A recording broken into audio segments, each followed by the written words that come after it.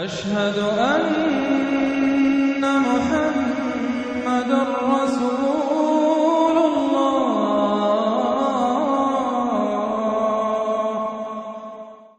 ان میں سب سے پہلی سورۃ العنکبوت. بسم اللہ الرحمن الرحیم. الف لام میم. احسب الناس ان يتركوا ان يقولوا آمنا وهم لا يفتنون. صدق اللہ العظیم. یہ صورت مبارکہ اچھی طرح نوٹ کر لیجئے کہ تقریباً تعین کے ساتھ ہم کہہ سکتے ہیں کہ یہ سن 5 نبوی میں نازل ہوئی ہے، اور صورت اس وقت یہ ہو چکی تھی مکے کے اندر کہ مسلمانوں کو ہر طرح سے ستایا جا رہا تھا. 3 سال تک تو یہ ہوا ہے، حضور نے جب اپنی دعوت کا آغاز کیا تو پہلے 3 سال تو یہ ہے کہ کوئی زیادہ الارم محسوس نہیں کیا، خطرہ محسوس نہیں کیا مکے والوں نے، بلکہ انہوں نے کوشش یہ کی کہ چٹکیوں میں اڑا دیں. استہزاء ہے، تمسخر ہے، شاعر ہے، ساحر ہے، یہ ہے وہ ہے، جو بھی کہہ کر کہ جیسے کہ ول جو ہوتی ہے کسی کی، اگر یہ ان کی جو ول ہے اس کو کل کر دیا جائے تو اگر یہ بددل ہو کر بیٹھ جائے محمد تو یہ سارا معاملہ خود ہی ختم ہو جائے گا. جو داعی ہے، جو لیڈر ہے، اگر اس کی جو قوت ارادی ہے اسے کسی طرح ختم کر دیا جائے تو استہزاء سے، تمسخر سے، یہ پرسیکیوشن جو تھی وربل تھی، زبانی. لیکن جب انہوں نے دیکھا کہ یہ دعوت تو بڑھ رہی ہے، اور سب سے بڑھ کر یہ ہے کہ ہمارے غلاموں کے طبقے میں سے لوگ ان کے پاس آ گئے ہیں اور ایمان لے آئے ہیں، اور ہمارے نوجوان ان کے گرویدہ ہو گئے ہیں، ہمارے نوجوان ان کے پر ایمان لے آئے ہیں، اور اونچے گھرانوں کے نوجوان، مصعب بن عمیر آ گیا ہے، اور عثمان ابن عفان آ گیا ہے رضی اللہ تعالیٰ عنہما، اور فلاں آ گئے ہیں، سعد بن ابی وقاص آ گیا، وہ بھی نوجوان تھے. یہ جو اس طرح کے اونچے گھرانوں کے لوگ آ گئے ہیں. تب انہوں نے پھر فیصلہ کیا کہ اب ان کو سزا دی جائے، انہیں مارا جائے، انہیں گھروں میں بند رکھا جائے. اور خاص طور پر جو غلام تھے بیچارے، جن کے کوئی وہاں حقوق تھے ہی نہیں. غلام تو اپنے آقا کی ملکیت ہوتا تھا، وہ اگر آقا اپنے غلام کو قتل بھی کر دے تو اس پر کوئی جرم نہیں، اس لیے کہ ایسے ہی ہے جیسے کہ آپ کی بکری تھی، جب تک آپ نے چاہا گھر میں اپنے باندھے رکھا، اس کا دودھ پیا، جب آپ نے چاہا اس کو ذبح کیا اور گوشت کھا لیا، تو اس میں آپ کو کون پوچھے گا کہ یہ بکری کیوں ذبح کی تم نے؟ بھائی بکری میری ملکیت تھی. اسی طریقے سے غلام کو تو جو چاہے وہ کر سکتے تھے، جس طرح چاہیں ستائیں، ماریں، ہلاک کر دیں، کوئی ان پر مقدمہ قائم نہیں ہو سکتا ایسا، اس لیے کہ وہ اس کی ملکیت تھے. تو سب سے زیادہ شدید معاملہ جو ہوا ہے وہ غلاموں کے ساتھ ہوا. حضرت بلال رضی اللہ تعالیٰ عنہ، حضرت ابو فقیر رضی اللہ تعالیٰ عنہ. پھر یہ کہ کچھ اور لوگ وہاں پر ایسے تھے جو حلیف کی حیثیت سے رہتے تھے، وہ قرشی نہیں تھے، غلام بھی نہیں تھے لیکن قرشی بھی نہیں تھے. لیکن یہ کہ مکے میں ان کا قیام تھا کسی قرشی کے امان، اس سے امان لے کر، اس کے حلیف کی حیثیت سے. جیسے یہ آئے تھے جو یاسر رضی اللہ تعالیٰ عنہ، یہ یمن سے آئے تھے، بلکہ ان کے بارے میں یہ معلوم ہوتا ہے کہ انہیں خواب آیا تھا کہ آخری نبی کے ظہور کا وقت ہے، کیونکہ یمن میں عیسائی تھے اور وہاں چرچا موجود تھا ان چیزوں کا. اس حوالے سے ان کے علم میں جب یہ بات آئی اور انہیں اندازہ ہوا کہ اس علاقے میں نبی کا ظہور ہونا ہے تو وہ یہاں آ گئے. اور ابو جہل کا ایک چچا تھا، وہ شریف انسان تھا، اس کا حلیف بن کر اور اس کی زیر کفالت انہوں نے مکے میں رہنا شروع کر دیا. اور اسی کی یہ لونڈی تھی حضرت سمیہ رضی اللہ تعالی عنہ. تو جو آقا تھا ابو جہل کا چچا، اس کی اجازت سے حضرت سمیہ سے نکاح کر لیا، اور اللہ نے ان کو بیٹا دیا جس کا نام عمار ہے. تو عمار اور ان کے والد یاسر اور والدہ عمار کی اور یاسر کی اہلیہ یہ سمیہ، یہ 3 کا خاندان تھا. وہ جو چچا تھا ابو جہل کا، اس کا انتقال ہو گیا، اب گویا کہ اس خاندان کی سربراہی ابو جہل کے ہاتھ میں ہے. تو اس نے ان 3 پر جو بھی تشدد کیا ہے سب سے زیادہ. 2 کو تو اس ٹارچر کے ذریعے سے، اور ٹارچر کے پھر آخری نتیجے میں ان کو دونوں کو شہید کر دیا، حضرت یاسر کو بھی اور حضرت سمیہ کو بھی رضی اللہ تعالیٰ عنہما. اور عمار نے بمشکل جو ہے جان بچائی، اپنی ایک کلمہ کفر کہہ کر پھر انہوں نے جان بچا لی، اور پھر اس پر پچھتائے بھی بہت. یہ میں نے کلمہ کفر کیوں کہا، لیکن قرآن مجید میں یہ بات واضح کر دی گئی کہ صرف جان بچانے کے لیے کلمہ کفر انسان کہہ دے اور اس کا دل جو ہے وہ مطمئن ہو ایمان کے اوپر، تو اللہ تعالیٰ معاف فرمانے والا ہے. بہرحال یہ جو تشدد ہو رہا تھا شدید، انہی میں سے ایک ہے خباب بن الارت رضی اللہ تعالیٰ عنہ. یہ لوہار کا کام کرتے تھے، یہ بھی کوئی اونچے گھرانے کے آدمی نہیں تھے. ان کے ساتھ بھی پھر جو کچھ کیا گیا ہے، ان کے ساتھ وہ واقعہ پیش آیا کہ دہتے ہوئے انگارے جو ہیں وہ لٹائے، زمین کے اوپر بچھائے گئے. انہیں بلایا گیا، اتارو اپنا کرتا اتار دیا، اب لیٹ جاؤ ان کے اوپر. ننگی پیٹھ کے بل وہ دہتے ہوئے انگاروں پر لٹا دیے گئے. پھر یہ کہ اسی انگاروں سے ان کی کھال جو ہے وہ جلی اور پیٹھ کی چربی پگھلی، اس سے وہ انگارے جو ہیں وہ ٹھنڈے ہوئے. تو یہ صورتحال تھا. تو وہ حضرت عمار جو ہے خباب بن الارت رضی اللہ عنہ، وہ راوی ہیں کہ جب ہم پر یہ شدت اتنی ایسی ہو گئی کہ ناقابل برداشت ہو گئی تو ہم پھر حضور کی خدمت میں حاضر ہوئے، اور حضور اس وقت جو ہے خانہ کعبہ کے ایک دیوار کے سائے میں ذرا کہ ایک طرف کو سایہ تھا، تو آپ نے اپنی ایک چادر جو ہے اس کا تکیہ بنایا ہوا تھا اور آپ استراحت فرما رہے تھے۔ تو ہم گئے، ہم نے کہا کہ اے اللہ کے رسول، کیا آپ ہمارے لیے دعا نہیں کرتے، ہمارے لیے اللہ کو نہیں پکارتے؟ ہمارے لیے اب یہ چیزیں ناقابل برداشت ہو رہی ہیں، کب تک ہم جھیلیں گے، کب تک برداشت کریں گے؟ لیکن یہ کہ وہ کہتے ہیں کہ حضور کو یہ ناگوار گزرا، آپ اٹھ کر بیٹھ گئے اور آپ نے فرمایا خدا کی قسم تم جلدی مچا رہے ہو، ابھی تو تم پر وہ چیزیں آئی ہی نہیں ہیں جو تم سے پہلوں پر آئی تھیں۔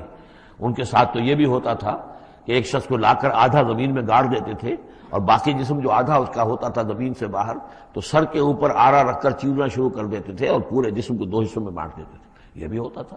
زندہ آگ میں جلا دیتے تھے، یہ بھی ہوتا تھا۔ تو تم جلدی کر رہے ہو، خدا کی قسم وہ دن تو آئے گا کہ ایک سوار صنعا سے حضرت موت تک جائے گا، اس سے سوائے اللہ کی کسی کا خوف نہیں ہوگا، لیکن بہرحال تمہیں صبر کرنا ہوگا۔ وہ انداز ہے اس رکوع کا۔ یہ جو پہلا رکوع ہے سورہ عنکبوت کا، یہ گویا کہ ایک تحریک اور ایک دعوت، اور انقلابی تحریک ہو، انقلابی دعوت ہو، اس میں جو آزمائشیں آتی ہیں، تکلیفیں آتی ہیں، مصائب آتے ہیں، ظاہر بات ہے لوگوں کو قربانیاں دینی پڑیں گی تبھی کوئی کام ہوگا، بغیر اس سے تو نہیں ہوتا۔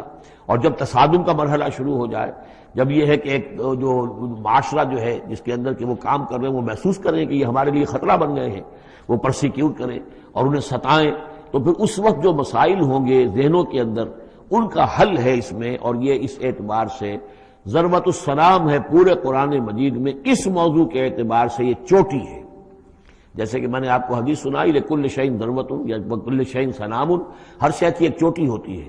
وسنام القرآن سورۃ البقرہ، قرآن کی بحیثیت مجموعی چوٹی وہ تو سورہ بقرہ ہے، لیکن یہ کہ قرآن حکیم میں مختلف جو مضامین کے اعتبار سے میں نوٹ کراتا آیا ہوں کہ اس موضوع پر یہ آیت یہ گویا کہ ضربہ سنام ہے، یہ رکوع جو ہے یہ اس موضوع پر ضربہ سنام ہے قرآن مجید کا، اس کا کلائمیکس ہے، اس کی چوٹی ہے۔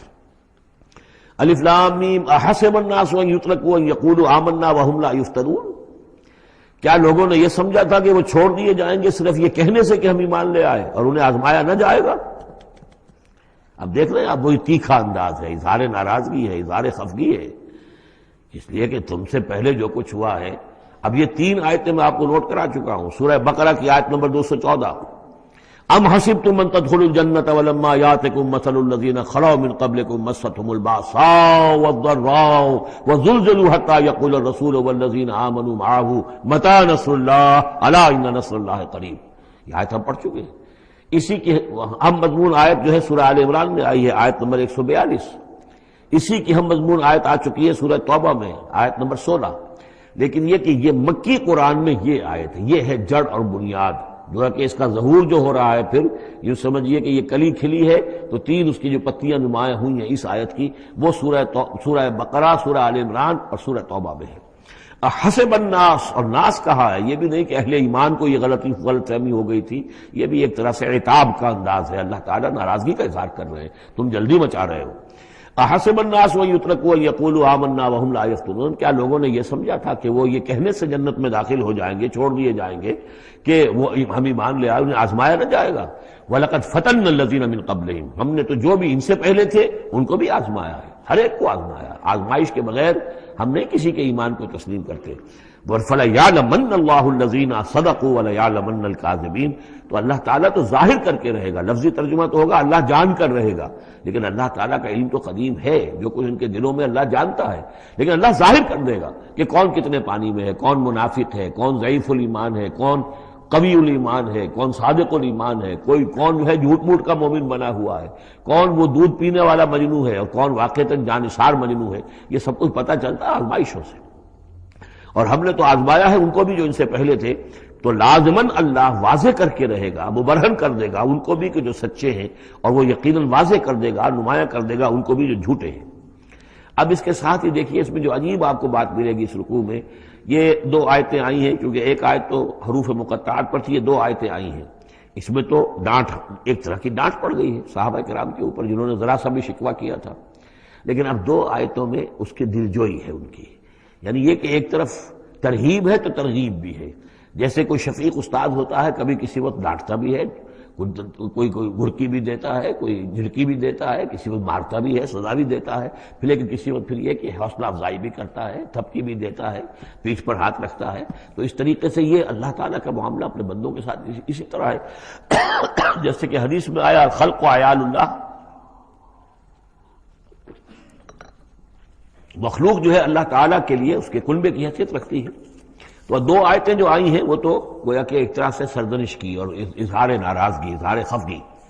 اب دو آیتیں دیکھیے، ام حسب الذین یعملون السیئات ان یسبقونا، کیا سمجھا ہے، گمان کیا ان لوگوں نے جو یہ برے کام کر رہے ہیں۔ یہ اشارہ ہے ابو جہل جو مار رہا ہے، حضرت یاسر کو مار رہا ہے، حضرت سمیہ کو مار رہا ہے، ٹارچر کر رہا ہے، یا جو بھی امیہ ابن خلف ہے جو حضرت بلال کے ساتھ وہ سختیاں کر رہا ہے، گلے میں رسی ڈال کر، اور جو جانوروں کی لاشیں ہوتی ہیں ان کے طریقے سے گھسیٹا جا رہا ہے مکے کی گلیوں کے اندر، اور بڑی تپتی ہوئی جو ہے گلیاں ہیں اور اوپر سورج آگ برسا رہا ہے، اور سیدھا لٹا دیا گیا ہے انہیں ننگے پیٹھ، اور پھر اوپر ایک بھاری پتھر بھی رکھ دیا گیا ہے۔ لوگ یہ حرکتیں کر رہے ہیں، کیا ان کا یہ گمان ہے کہ وہ ہماری پکڑ سے بچ جائیں گے؟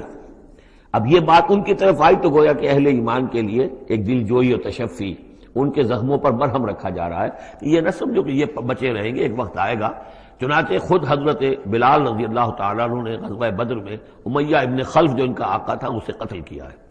حالانکہ حضرت عبد الرحمن ابن عوف نے کوشش کی، اس کے ساتھ کچھ ان کے تعلقات تھے پرانے، اس کے بنا پر اس کو بچانے کی کوشش کی کہ تاکہ اسے قید کر لیں، قتل نہ ہونے دیں، قیدی ہو جائے تاکہ پھر یہ کہ وہ فدیہ دے کر چھوٹ سکے۔ لیکن حضرت بلال کو جو غصہ تھا اس پر، تو پورا غصہ انہوں نے اس وقت اتارا ہے۔ اور یہی بات میں کہا کرتا ہوں کہ جو مکے میں 12 برس کہا گیا کہ ذرا اپنے ہاتھ روکے رکھو، تو نالا ہے بلبل شوریدہ تیرا خام ابھی، اپنے سینے میں اسے اور ذرا تھام ابھی، ایک وقت آئے گا کہ تمہارے ہاتھ کھول دیے جائیں گے۔ اور وہ ہم سورہ حج میں پڑھ چکے ہیں، اذن للذین یقاتلون بانہم ظلموا، اب تک تمہارے ہاتھ ہم نے باندھے رکھے ہوئے تھے اور اب تمہارے ہاتھ کھولے جا رہے ہیں۔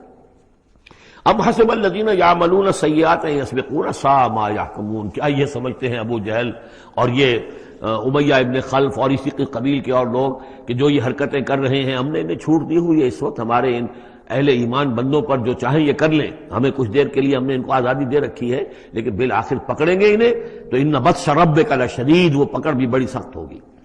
دوسری آیت جو ہے مزید ان کی دلجوئی کے لیے، من کان یرجو لقاء اللہ فإن اجل اللہ لآت، جو کوئی بھی اللہ سے ملاقات کا امیدوار ہے اسے یقین رکھنا چاہیے کہ اللہ کی ملاقات کا وہ معین وقت آ کر رہے گا۔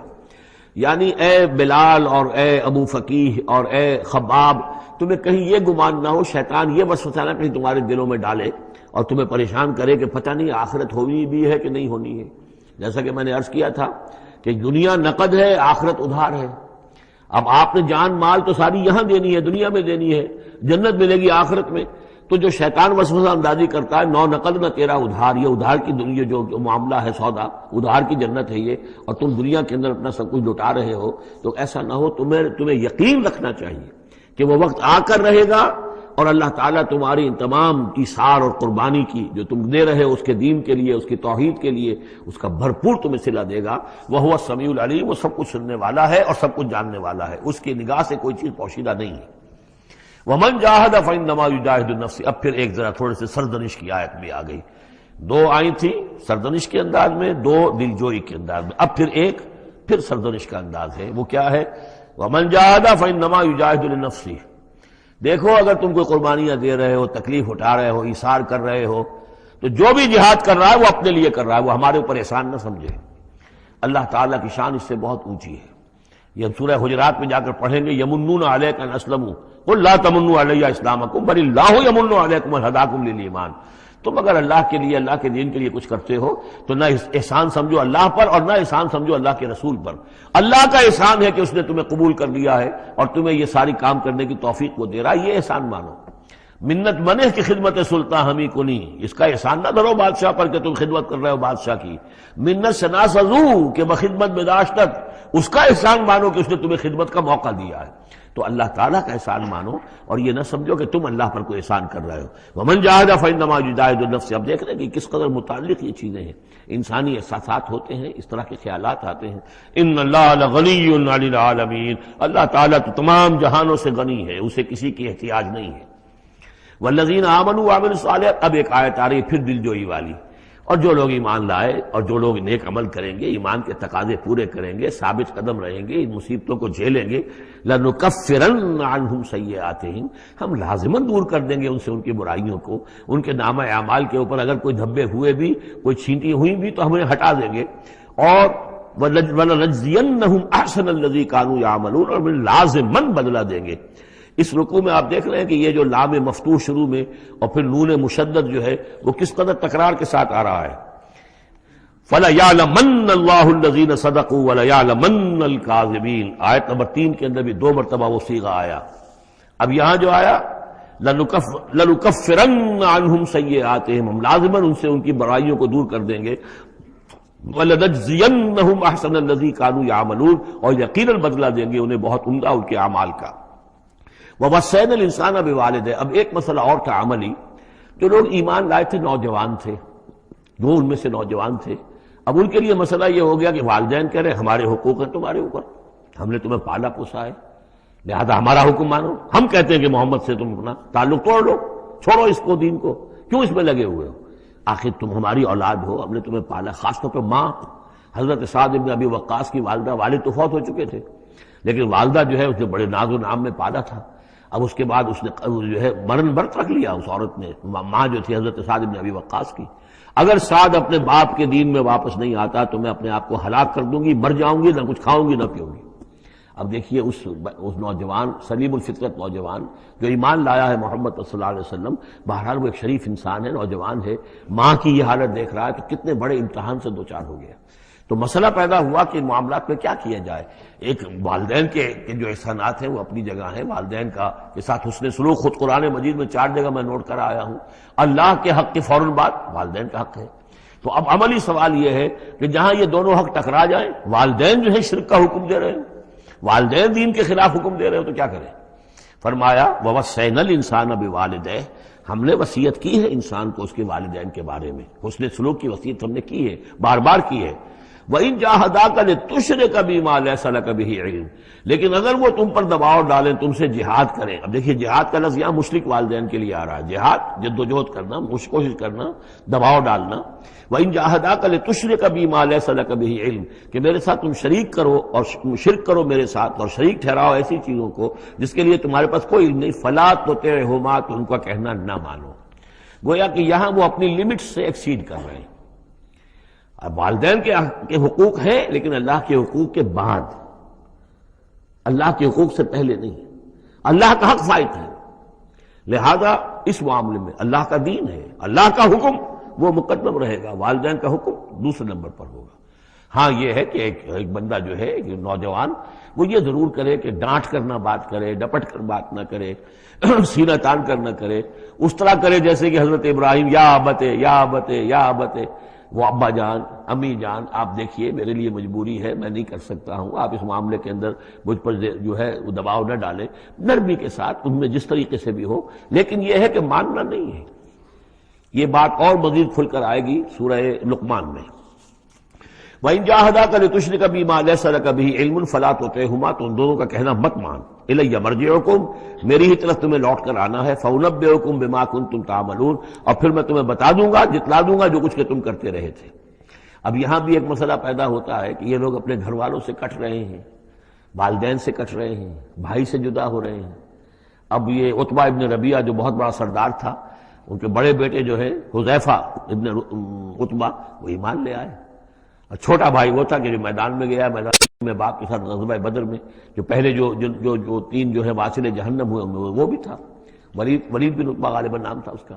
تو بھائی سے جدا ہو رہا ہے، رشتہ داروں سے اب کٹ گئے ہیں، والدین سے گھر نکال دیے گئے ہیں، تو اب ان میں جو ان کے دل زخمی ہیں، ان زخمی دلوں پہ مرہم کیا رکھا جا رہا ہے؟ وہ یہ ہے کہ تم صرف کٹے ہی نہیں ہو، جڑے بھی تو ہو۔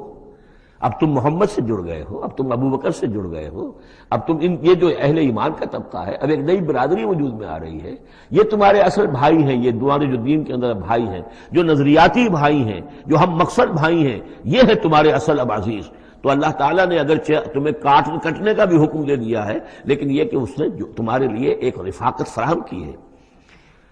والذین آمنوا وعملوا الصالحات لندخلنہم فی الصالحین، اور یقیناً وہ لوگ جو ایمان لائے اور نیک عمل کرے انہیں داخل کریں گے صالحین میں۔ اور یہ داخلہ دنیا میں بھی ہو گیا. محمد رسول اللہ نے انہیں چھاتی سے لگایا، سینے سے لگایا، اور جیسا کہ 2 دفعہ ہم پڑھ چکے ہیں، حضور کو اللہ تعالیٰ حکم دے رہا ہے کہ آپ ان کے سامنے ذرا اپنے کندھے تواضع، آپ اے محمد آپ تواضع اختیار کیجئے ان کے سامنے، اپنے کندھے جھکائیے. وَاخْفِضْ جَنَاحَكَ لِلْمُؤْمِنِينَ، اور وَاخْفِضْ جناحک لمن اتبعک من المؤمنین 2 دفعہ آ چکا، سورہ ہجر میں آ چکا، سورہ طہ میں آ چکا.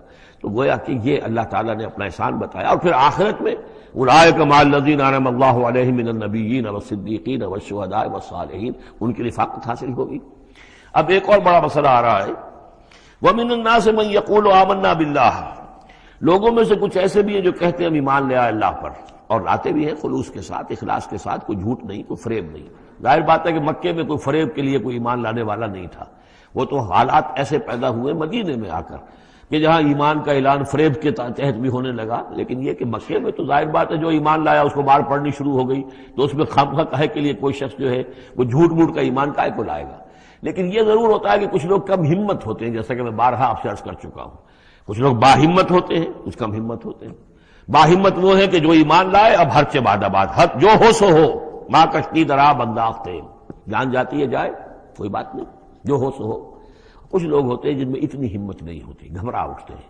اب ان کو بتایا جا رہا ہے کہ دیکھو اگر تم نے استقامت کا ثبوت اپنا دیا تو اس کا نتیجہ کیا نکلے گا، تمہارا کیا انجام ہوگا. اب وہ ذرا ہے کہ اس میں ان کے لیے پھر تحدید ہے. ومن الناس، لوگوں میں سے کچھ ایسے بھی ہیں جو کہتے ہیں من یقول آمنا باللہ، ہم اللہ پر ایمان لائے.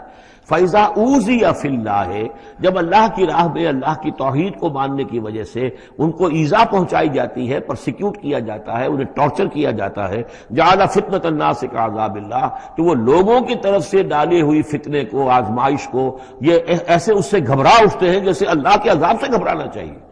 کم ہمتی ہے.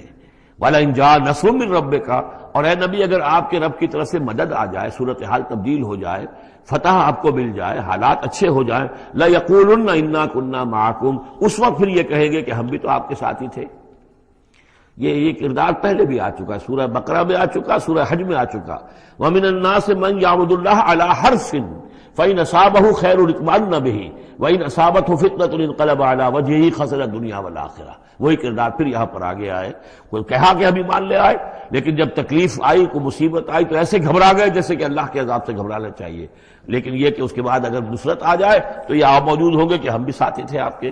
اولیس اللہ بعالم بما فی صدور العالمین، تو کیا اللہ بخوبی واقف نہیں ہے اس سے کہ جو لوگوں کے جو تمام جہان والوں کے دلوں کے اندر ہے اور جو ان کے سینوں کے اندر مضمر ہے.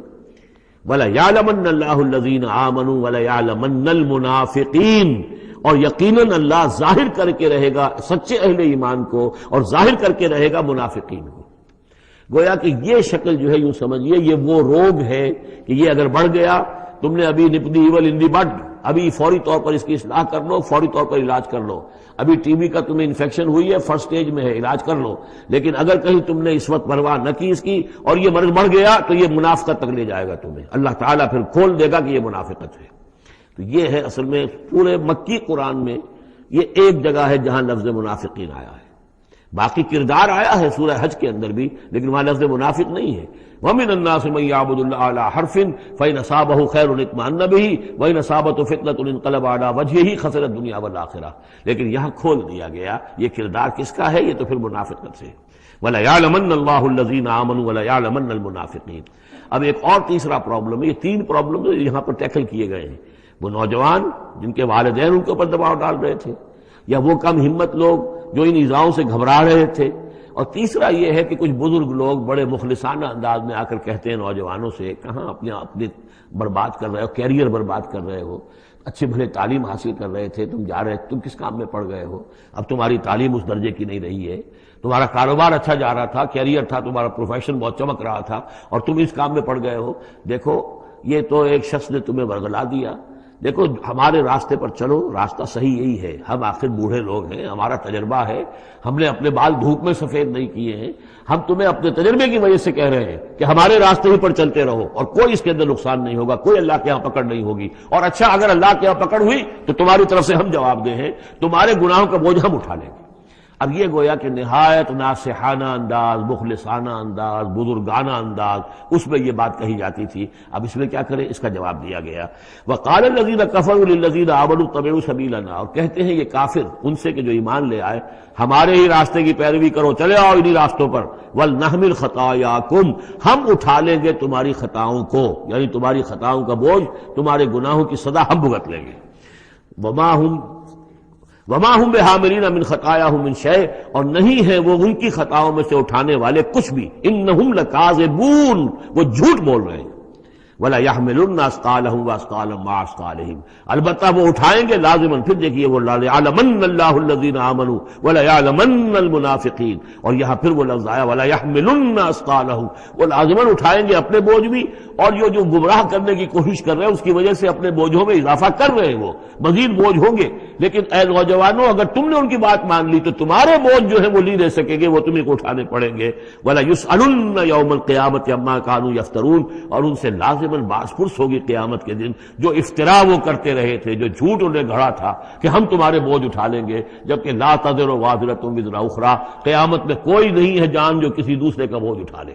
یہ 13 آیات، بلکہ یہ کہ اگر حروف مقطعات نکال دے تو 12 آیات، یہ میں سمجھتا ہوں کہ کسی بھی انقلابی اسلامی تحریک کے کارکن کے لیے یہ حرز جان بننے والی آیات ہیں، کہ یہ معلوم ہے کہ اس کے ذہن میں، اس کے شعور میں پیوست ہو جائیں، جیسے کہ پتھر پر کھود دیا جائے اس طرح نقش ہو جائیں. بارک اللہ لی و لکم فی القرآن العظیم ونفعنی وإیاکم بالآیات والذکر الحکیم.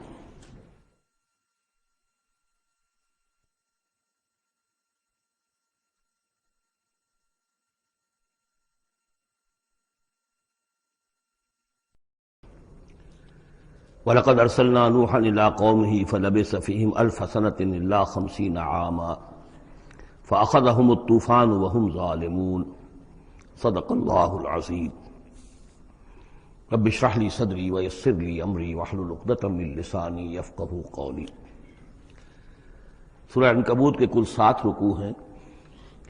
پہلا رکوع جیسا کہ میں عرض کر چکا ہوں کہ قرآن مجید کے اہم ترین مقامات میں سے ہے، خاص طور پر دعوت اور تحریک اور اللہ تعالیٰ کے دین کے غلبے کی جد و جہد میں جو مسائل درپیش ہوتے ہیں کارکنوں کو، اس دور میں جب کہ پرسیکیوشن ہو، ستایا جا رہا ہو، مشکلات آ رہی ہوں، قربانیاں دینی پڑیں، تو اس کے جتنے بھی مسائل پیدا ہوتے ہیں ان سب کا بہت ہی جامع جو بیان ہے اور رہنمائی ہے وہ اس رکوع میں آ چکی ہے. اسی لیے میں نے اس پر زیادہ وقت صرف کیا ہے کہ جو عام طور پہ دورہ ترجمہ قرآن کے درمیان اتنا وقت جو نہیں لگایا جا سکتا.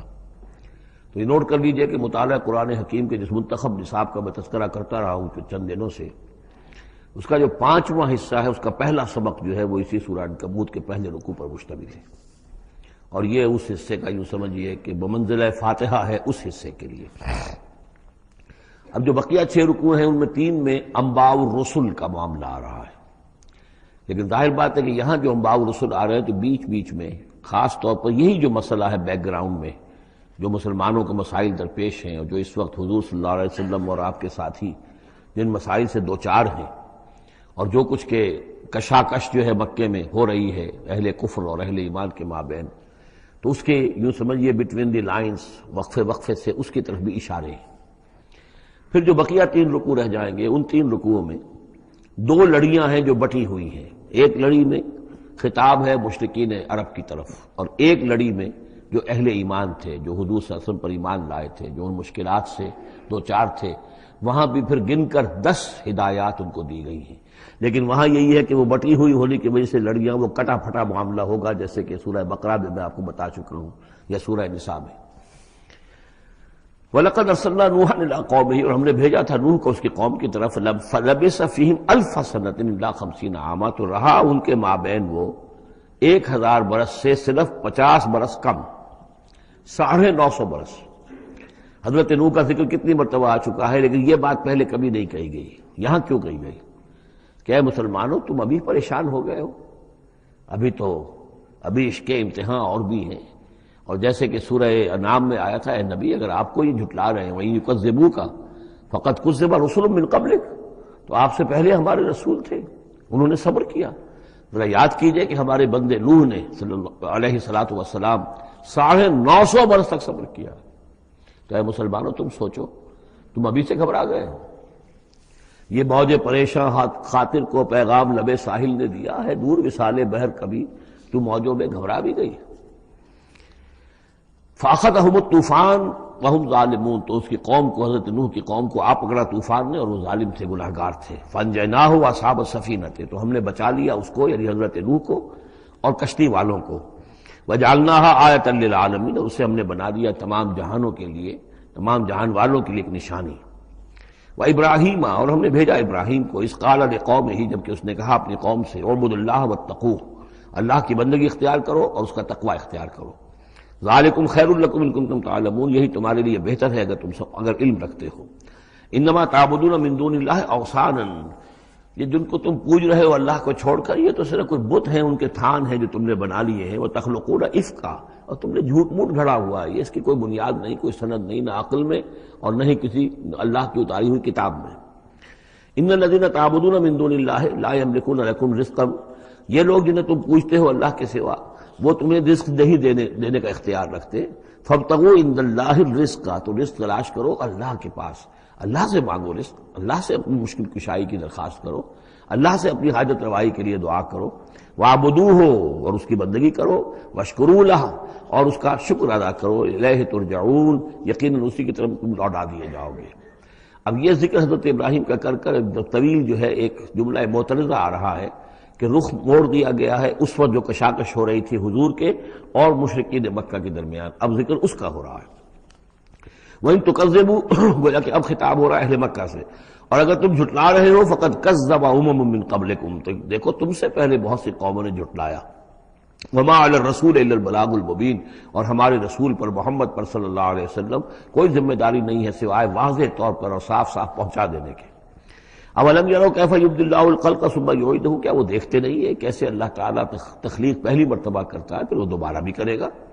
ان ذلک علی اللہ یسیر، اور یہ اللہ تعالیٰ پر بہت آسان ہے۔ قل سیروا فی الارض فانظروا، اور تو ان سے کہیے کہ ذرا گھومو پھرو زمین میں اور دیکھو کیف بدأ الخلق، کیسے اللہ تعالیٰ پہلے تخلیق کیا ہے اس نے خلق کو۔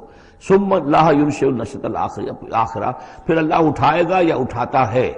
دنیا میں بھی ہو رہا ہے کہ کھیتی جو ہے وہ ختم ہو گئی، پھر اگلی پھر ایک فصل آ گئی، پھر فصل آ گئی، یہ تو ایک سائیکل چل رہا ہے، اور پھر یہ کہ اللہ تعالیٰ دوسری مرتبہ تمہیں اسی طرح اٹھا دے گا۔ نشأۃ آخرہ جو ہے آخرت کی جو تمہیں اٹھانا ہے وہ اللہ کے اختیار میں ہے۔ ان اللہ علی کل شیء قدیر، یقیناً اللہ ہر شے پر قادر ہے۔ یعذب من یشاء ویرحم من یشاء، وہ جس کو چاہتا ہے عذاب دیتا ہے دے گا، اور جس کو چاہے گا رحم فرمائے گا۔ وإلیہ تقلبون، اور اسی کی طرف تم لوٹا دیے جاؤ گے۔ وما انتم بمعجزین فی الارض، اور تم اسے شکست نہیں دے سکتے زمین میں، ولا فی السماء، نہ آسمان میں، نہ زمین میں کہیں بھاگ کر نہ آسمان میں کہیں بھاگ کر اللہ کو عاجز کر سکتے ہو۔ وما لکم من دون اللہ من ولی ولا نصیر، اور نہیں ہے کوئی تمہارا اللہ کے سوا نہ حمایت، یعنی اللہ کے ورے یا اللہ کے مقابلے میں۔ یہ دون کا لفظ بہت سے معنی دیتا ہے عربی زبان میں، دیکھنا ہوتا ہے کس کانٹیکسٹ میں کیا معنی ہے۔ اس کانٹیکسٹ میں اللہ کے مقابلے میں تمہارا کوئی نہ ولی ہوگا نہ نصیر ہوگا، نہ کوئی حمایتی نہ مددگار۔ والذین کفروا بآیات اللہ ولقائہ، اور جن لوگوں نے کفر کیا اللہ کی آیات کا اور اس سے ملاقات کا انکار کیا، اولئک یئسوا من رحمتی، یہ وہ لوگ ہیں جو میری رحمت سے مایوس ہو چکے ہیں۔ واولئک لہم عذاب علیم، اور ان کے لیے دردناک عذاب ہے۔ یہاں یہ جملہ معترضہ ختم ہوا اور اب پھر حضرت ابراہیم کا تذکرہ آ رہا ہے۔ فما کان جواب قومہ، تو نہیں تھا کوئی جواب حضرت ابراہیم کی قوم کا، الا ان قالوا، سوائے اس کے کہ انہوں نے کہا اقتلوہ او حرقوہ، اس ابراہیم کو قتل کر دو یا اسے جلا دو۔ فانجاہ اللہ من النار، تو اللہ تعالیٰ نے انہیں نجات دی آگ سے۔ ان فی ذلک لآیات لقوم یؤمنون، اور یقیناً اس میں نشانیاں ہیں ان لوگوں کے لیے جو ایمان رکھتے ہیں۔ وقال انما اتخذتم من دون اللہ اوثانا مودۃ بینکم فی الحیاۃ الدنیا، اب یہ ہے جو بہت اہم جو بات ہے جو کہی ہے انہوں نے، اور انہوں نے کہا حضرت ابراہیم علیہ السلام نے کہ دیکھو تم نے جو یہ اللہ کے سوا بت بنا رکھے ہیں انہیں پوجتے ہو، یہ بھی تم بھی جانتے ہو کہ ان کے پاس کچھ نہیں ہے، تم بھی جانتے ہو کہ ان کو کوئی اختیار حاصل نہیں ہے، تم بھی اور واقع ہو چکے میرے متنبع کرنے کے نتیجے میں تم آگاہ ہو چکے ہو کہ یہ تمہاری حماقت ہے، لیکن تم کیوں چمٹے ہوئے ہو؟ مودۃ بینکم فی الحیاۃ الدنیا، دنیا کی زندگی میں تمہاری باہمی محبتیں جو ہے وہ چمٹا رہی ہیں۔ اب کیا کریں، ہماری قوم ہے، ہماری برادری ہے، ہمارا خاندان ہے، وہ سب یہی کر رہا ہے، میں اگر چھوڑ دوں گا تو میں آؤٹ کاسٹ ہو جاؤں گا، میں تو نکل جاؤں گا پھر برادری سے، اکیلا آدمی کیسا رہے۔ یہ چیزیں ہیں کہ جو انسان کو پھر جمع کر رکھتی ہیں۔ جیسے عصبیت کا ذکر آیا تھا پچھلی صورت میں کہ اب عصبیت نہیں ہونی چاہیے، اسی طریقے سے یہ عصبیت ہی نہیں بلکہ یہ کہ جتنے بھی رشتہ داریاں ہیں، دوستیاں ہیں، کاروبار ہیں، یہ معاملہ جو ہے کہ حق تم پر منکشف ہو چکا ہے، تم جان چکے ہو کہ یہ صرف کوئی شے نہیں ہے یہ تم کر رہے تھے تمہارے آباء و اجداد نے جو رسمیں ڈالی ہوئی ہیں، اور تمہیں میں نے متنبع کر دیا ہے، تم نے اپنے جیوں میں جھانک کر دیکھ لیا ہے، اپنے گریبان میں جھانک کر دیکھ لیا ہے، اور تم پر یہ بات منکشف ہو چکی ہے کہ جو میں کہہ رہا ہوں وہ ٹھیک ہے، پھر بھی تم جو چمٹے ہوئے ہو اپنے اس نظام کے ساتھ، تو اس کا سبب صرف ایک ہے، وَقَالَ إِنَّمَا اتَّخَذْتُم مِّن دُونِ اللَّهِ أَوْثَانًا مَوَدَّةَ بَيْنِكُمْ فِي الْحَيَاةِ الدُّنْيَا، تمہاری باہمی محبتیں جو ہیں دنیا کی زندگی میں وہ تمہیں چمٹائے رہتی ہیں۔ یہی معاملہ ہے اس دنیا میں جب کوئی تحریک اٹھتی ہے اللہ کے دین کے کام کرنے کے لیے، اور بہت مخلص لوگ اس میں شامل ہوتے ہیں، محنت کرتے ہیں، کوشش کرتے ہیں۔ فرض کیجئے کسی شخص سے کوئی غلطی ہو گئی، کوئی غلط رخ مڑ گئی تحریک، اب وہ تحریک جو ہے وہ کافی عرصے کے بعد اس کے اثرات ظاہر ہوئے، اس کے نتائج جو ہے لوگوں کے سامنے آ رہے ہیں، محسوس بھی ہو جاتا ہے کہ یہ واقعتاً ہم کسی غلط راستے پر آ گئے ہیں، لیکن یہ کہ پھر وہ ایک عصبیت جماعتی ایسی پیدا ہو جاتی ہے کہ سب کچھ ماننے کے باوجود پھر اس جماعت کو چھوڑنے کو تیار نہیں ہوتی۔ ہماری دوستیاں ہیں، ہماری رشتہ داریاں ہیں، ہمارے کاروباری تعلقات ہیں، یا یہ کہ کچھ لوگوں کے تو اپنے مفادات بھی اس میں شامل ہو جاتے ہیں، اس لیے کہ کچھ عرصے کے بعد ہر جماعت جو ہے وہ ایک فرقہ بن جاتی ہے۔ جیسے کہ آپ کو معلوم ہے کہ اللہ تعالیٰ نے اس امت کے لیے جو ہے وہ 3 چیزوں کا بندوبست کیا ہے ختم نبوت کے خلا کو پر کرنے کے لیے۔ نبوت ختم ہو گئی محمد الرسول اللہ پر، تو جو خلا پیدا ہوا وہ 3 چیزوں سے پر ہوا۔ نمبر 1، قرآن کی حفاظت کا ذمہ اللہ نے لے لیا، جب پہلے تورات کا لیا تھا نہ انجیل کا لیا تھا۔ نمبر 2، ہر صدی میں مجددین کے اٹھانے کا اہتمام کر لیا، ایسے لوگ اٹھاتے رہے، نبی تو نہیں ہوں گے، وہی نہیں آئے گی، لیکن وہ دین کو تازہ کریں گے، دین کی حقیقی تعلیمات جو لوگ بھول چکے ہوں گے دوبارہ یاد دلائیں گے، دین کی اصل حقائق کی طرف متوجہ کریں گے۔ اور تیسرے یہ کہ ایک جماعت ضرور قائم رہے گی حق پر، لا تزال فی امتی طائفۃ قائمین علی الحق۔ اب ہوتا کیا ہے، ایک صدی میں کوئی ایک مجدد اٹھا، اس نے محنت کی، کوشش کی، جد و جہد کی، کچھ لوگ اس کے گرد آ گئے، جمع ہو گئے، اعوان و انصار ہو گئے، وہ ایک جماعت بن گئے۔ لیکن یہ کہ اگلی نسل میں کیا ہوگا، یہ لوگ جو آئے تھے اس کے ساتھ، یہ تو آئے تھے فیس ویلیو پر اس کو قبول کرنے کے، یہ دعوت صحیح ہے، لیکن ان کی اولاد اب اس لیے چمٹ رہی ہے کہ ہمارے والد تھے اس جماعت میں۔ اب یہ عصبیت کا ایک سلسلہ شروع ہوا۔ تیسری نسل میں آ کر پھر یہ ہو جاتا ہے اتنے عرصے میں اس جماعت کا ایک حلقہ بن گیا، اس کے آپس کے دوستیاں ہیں، تعلقات ہیں، لین دین بھی ہے، رشتہ داریاں بھی ہو گئی ہیں، لہذا وہ ایک فرقے کی شکل اختیار کر لیتے ہیں۔ اب اس فرقے کے ساتھ چمٹ کر لوگ رہتے ہیں، لیکن پھر اللہ تعالیٰ کسی اور کو اٹھاتا ہے، اور پھر کوئی اللہ کا بندہ جو ہے اسی کام کو اثر نو شروع کرتا ہے۔ یہی ہوتا آیا ہے، اسی لیے ہر صدی میں مجددین، اس لیے کہ تیسری نسل میں آ کر دعوت جو ہے وہ لازماً اس کے اندر خرابی پیدا ہو جاتی ہے۔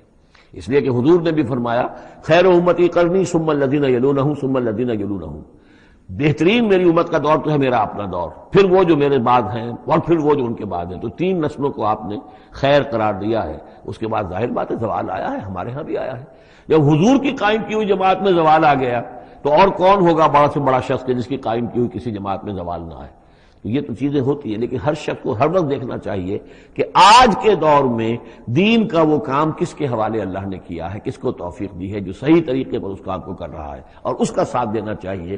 کسی جماعتی عصبیت، جس طرح کسی قبائلی عصبیت کے اندر مبتلا نہیں ہونا چاہیے، ایسے ہی کسی جماعتی عصبیت میں بھی مبتلا نہیں ہونا چاہیے۔ یہ ہے وہ اہم بات جو یہاں آئی ہے۔ قال انما اتخذتم من دون الله اوثانا مودة بينكم في الحياة الدنيا ثم يوم القيامة يكفر بعضكم بعضا ببعض، پھر قیامت کے تم ایک دوسرے کا انکار کرو گے، تم ابھی تو بڑی دوستیاں ہیں، بڑا گٹھ جوڑ ہے۔ وَيَلْعَنُ بَعْضُكُمْ بعضا، تم میں سے بعض دوسروں کو لعنت کریں گے۔ وَمَأْوَاكُمُ النَّارُ، اور تم سب کا ٹھکانہ ہوگی آگ۔ وَمَا لَكُم مِّن نَاصِرِينَ، اور نہیں ہوگا کوئی تمہارے لیے مدد کرنے والے۔ فآمن لہ لوط، تو حضرت لوط ایمان لے آئے حضرت ابراہیم پر، وہ ان کے بھتیجے تھے۔ وقال انی مہاجر الی ربی، اور حضرت ابراہیم نے کہا میں اپنے رب کی طرف ہجرت کر رہا ہوں۔ وہ اپنا ملک چھوڑ کر چلے آئے شام کی طرف۔ قرآن مجید میں کہیں بھی پھر اس کے بعد یہ تذکرہ نہیں ملتا کہ ان کی قوم کا کیا حشر ہوا، پیچھے ان کو ہلاک کیا گیا، کیا ہوا، واللہ عالم۔ انہ هو العزیز الحکیم، یقیناً اللہ تعالیٰ زبردست ہے، حکمت والا۔ ووہبنا لہ اسحاق و یعقوب، اور ہم نے اسے اسحاق جیسا بیٹا دیا، یعقوب جیسا پوتا دیا۔ وجعلنا فی ذریتہ النبوۃ والکتاب، اور پھر ہم نے اسی کی نسل میں، اسی کی اولاد میں نبوت اور کتاب رکھ دی۔ یہ نوٹ کر لیجئے کہ حضرت ابراہیم علیہ السلام کے بعد کوئی نبی کوئی رسول اس دنیا میں ان کی نسل سے باہر نہیں آیا، لیکن یہ کہ ان کی نسل کہاں کہاں پھیلی ہے یہ ہم نہیں جانتے۔ حضرت ابراہیم کے بیٹے حضرت اسحاق، ان کی نسل کتنی تھی، کہاں کہاں گئی ہے؟ تورات نے تو محفوظ رکھا ہے صرف یعقوب کو، اس لیے کہ بنی اسرائیل کیونکہ یہ لوگ ہیں، اس اپنی نسلی وہ جو بات تھی اس کے حوالے سے حضرت یعقوب کے بارے میں تو ساری چیزیں موجود ہیں۔ حضرت اسحاق کی کوئی اور بیٹا بھی تھا کہ نہیں تھا؟ عیسو تھا مثلا، تو وہ عیسو کہاں ہے، اس کی اولاد کہاں گئی؟ اس طرح بنی قطورہ، کئی بیٹے تھے حضرت ابراہیم کے حضرت قطورہ سے، تو ان میں سے صرف ایک کا ہمیں تذکرہ ملتا ہے اور وہ ہے حضرت شعیب جس نسل میں آئے ہیں، مریم کی اولاد، باقی کہاں گئے؟ تو اسی طریقے سے یہ کہ یہ در حقیقت یہ اولاد ابراہیم کہاں کہاں پھیلی ہے، جیسے کہ میرا گمان ہے کہ ہندوستان میں بھی آئی ہے، صرف یہ کہ ہو سکتا ہے کہ حضرت اسحاق کی اولاد میں سے عیسو کی اولاد آئی ہو اور وہ یہاں پر آباد ہوئی ہو، لیکن یہ کہ ان کا تعلق بھی یہ خاص طور پر برہمن طبقہ جو ہے میں سمجھتا ہوں کہ وہ اسی طریقے سے ابراہیم کی نسل سے ہے۔ برہمن ابراہیم سے تعلق رکھنے والا برہمن، تو یہ میں سمجھتا ہوں کہ نسلی جو ہے اس کے اندر مناسبت موجود ہے۔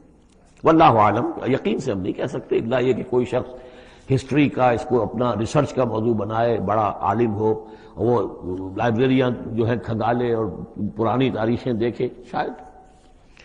وَوَهَبْنَا لَهُ إِسْحَاقَ وَيَعْقُوبَ وَجَعَلْنَا فِي ذُرِّيَّتِهِ النُّبُوَّةَ وَالْكِتَابَ، ہم نے اسی کی نسل میں، اسی کی اولاد میں نبوت اور کتاب رکھ دی۔ طویل عرصے تک وہ نبوت و کتاب آتی رہی حضرت یعقوب کی اولاد میں، پھر آخری نبوت و رسالت حضرت اسماعیل کی اولاد میں۔ وَآتَيْنَاهُ أَجْرَهُ فِي الدُّنْيَا، ہم نے اسے اجر جو ہے دنیا میں بھی عطا فرمایا۔ وَإِنَّهُ فِي الْآخِرَةِ لَمِنَ الصَّالِحِينَ، اور یقیناً وہ آخرت میں ہمارے بڑے نیک بندوں میں سے ہیں۔ وَلُوطًا، اور ہم نے لوط کو بھیجا، اذ قال لقومہ انکم لتاتون الفاحشہ، جب انہوں نے کہا اپنی قوم سے، یہ جو قوم کہا گیا مجازن، حقیقتاً وہ قوم ان کی نہیں تھی، حضرت لوط جو ہے وہ تو بھیجے گئے ہیں ان شہروں کی طرف، یہی ایک استثناء ہے، ورنہ ہر قوم کی طرف رسول اسی کی امت اسی میں سے بھیجا گیا، لیکن چونکہ حضرت ابراہیم کے بعد کوئی رسول کسی اور قوم میں ہو نہیں سکتا، اس لیے عامورہ اور صدوم کی بستیوں میں جو بھیجے گئے وہ حضرت لوط ہیں جو حضرت ابراہیم علیہ السلام کے بھتیجے ہیں۔ انکم لتاتون الفاحشہ، تم لوگ بڑی بے حیائی کا ارتکاب کر رہے ہو، ما سبقکم بہا من احد من العالمین، تمام جہان والوں میں کسی قوم نے تم سے پہلے یہ حرکت نہیں کی۔ انکم لتاتون الرجال، کیا تم مردوں کی طرف آتے ہو اپنی شہوت کو پورا کرنے کے لیے، وتقطعون السبیل، اور راستہ مارتے ہو، یعنی فطرت کا راستہ تو یہ ہے، اولاد ہوتی ہے تو ہوتی ہے مرد اور عورت کے ملاپ سے، تم نے جو راستہ اختیار کیا تو گویا کہ اس فطرت کی راہ کو تم کاٹ رہے ہو۔ وَتَأْتُونَ فِي نَادِيكُمُ الْمُنكَرَ، اور تم اپنی مجلسوں میں یہ اس کا ارتکاب کرتے ہو، یہ ان کی بے حیائی کی اور ڈھٹائی کی انتہا ہو گئی تھی۔ فما کان جواب قومہ، تو نہیں تھا جواب اس کی قوم کا کوئی، الا ان قالوا، سوائے اس کے کہ انہوں نے کہا، ائتنا بعذاب اللہ ان کنت من الصادقین، اے لوط اگر سچے ہو تو اللہ کا عذاب لے آؤ۔ قال رب انصرنی علی القوم المفسدین، تو انہوں نے حضرت لوط نے دعا کی، پروردگار میری مدد فرما ان مفسدوں کے خلاف۔ ولما جاءت رسلنا ابراہیم بالبشریٰ، اور جب ہمارے جو ایلچی تھے یعنی وہ جو فرشتے آئے تھے انسانی شکل میں ابراہیم کے پاس بشرا لے کر، بشارت لے کر حضرت اسحاق کی ولادت کی، قالوا انا مہلکو اہل هذه القریہ، انہوں نے کہا کہ ہم ہلاک کرنے کے لیے بھیجے گئے ہیں ان بستی والوں کو، ان اہلھا کانوا ظالمین، یقیناً اس کے جو بستی والے جو ہیں، اس بستی کے لوگ رہنے والے وہ بڑے ظالم ہیں، گناہگار ہیں۔ قال ان فیہا لوطا، حضرت ابراہیم نے کہا اس میں تو لوط بھی تو ہے اسی بستی کے اندر۔ قالوا نحن اعلم بمن فیہا، انہوں نے کہا ہمیں خوب معلوم ہے کہ کون کون ہے اس میں۔ لننجینہ اہلہ الا امرأتہ، ہم اسے بچا لیں گے، نجات دیں گے اس کو بھی، اس کے گھر والوں کو بھی، سوائے اس کی بیوی کے، کانت من الغابرین، وہ ہوگی رہ جانے والوں میں۔ ولما ان جاءت رسلنا لوطا، اور جب وہ ہمارے ایلچی جو ہے وہ پہنچے حضرت لوط کے پاس، سیء بہم، ان کو دیکھ کر وہ پریشان ہوئے، وضاق بہم ذرعا، اور ان کا دل جو بہت تنگ ہوا، خوبصورت لڑکوں کی شکل میں آئے تھے۔ وقالوا لا تخف ولا تحزن، انہوں نے کہا نہیں آپ نہ کوئی خوف کھائیں اور نہ کوئی رنجیدہ ہوں، انا منجوک واہلک، ہم تو آپ کو نجات دینے کے لیے آئے ہیں اور آپ کے گھر والوں کو، الا امرأتک، سوائے آپ کی بیوی کے، کانت من الغابرین، وہ پیچھے رہنے والوں ہی میں ہے۔ انا منزلون علی اہل هذه القرية رجزا من السماء، ہم نازل کرنے والے ہیں اس بستی کے رہنے والوں پر ایک آفت، ایک عذاب آسمان سے، بما كانوا يفسقون، پر سبب اس فسق کے اور فجور کے اور گندگی کے جو وہ کر رہے تھے۔ وَلَقَدْ تَرَكْنَا مِنْهَا آیَةً بَيِّنَةً، اور ہم نے چھوڑ دیا اس میں سے، اس بستی میں سے کوئی نشانی جو ہے وہ اس وقت تک موجود ہوگی جبکہ قرآن نازل ہوا ہے، اسی لیے کہ قرآن کہتا ہے بار بار تم گزرتے ہو ان بستیوں کے کھنڈرات کے اوپر سے، بَيِّنَةً لِقَوْمٍ يَعْقِلُونَ، ان لوگوں کے لیے کہ جو عقل سے کام لے۔ وَإِلَىٰ مَدْيَنَ أَخَاهُمْ شُعَيْبًا، اور مدین کی طرف ہم نے بھیجا ان کے بھائی شعیب کو، فقال یا قوم اعبدوا اللہ، اور انہوں نے کہا کہ اے میری قوم کے لوگوں اللہ کی بندگی کرو، وارجوا الیوم الآخرہ، اور دیکھو آخرت کے دن کی، قیامت کے دن کی انتظار میں رہو، امید میں رہو، وہ قیامت کا دن آ کر رہے گا۔ ولا تعثوا فی الارض مفسدین، اور زمین میں فساد مچاتے مت پھرو۔ فکذبوہ، تو انہوں نے اس کو جھٹلا دیا، فاخذتہم الرجفۃ، تو انہیں آ پکڑا ایک زلزلے نے، فاصبحوا فی دارہم جاثمین، تو وہ اپنے گھروں کے اندر پڑے رہ گئے اوندھے ہوئے۔ وعادا وثمودا، اسی طرح عاد اور سمود، وقد تبین لکم من مساکنہم، اور تمہیں معلوم ہے کہ ان کے مسکن کہاں تھے، تمہارے لیے واضح ہیں کہاں رہتے تھے یہ، کہاں آباد تھے۔ وزین لہم الشیطان اعمالہم، اور شیطان نے ان کے لیے ان کے برے اعمال کو، مشرکانہ افعال کو مزین کر دیا تھا، اسی میں مگن تھے، خوش تھے۔ فصدہم عن السبیل، اور روک دیا تھا انہیں اللہ کے صحیح راستے سے، صراط مستقیم سے، جو صراط توحید ہے اس سے۔ وَكَانُوا مُسْتَبْصِرِينَ، حالانکہ وہ تھے بہت ہوشیار، بہت غور کرنے والے، سوچنے والے، بڑے دانشور تھے، لیکن یہ کہ یہ بڑے دانشور جو ہے کسی جگہ ایسا بھی ہوتا ہے، بہت بڑا عقل مند انسان جو ہے وہ اپنے ناک کے نیچے کے پتھر سے ٹھوکر کھاتا ہے۔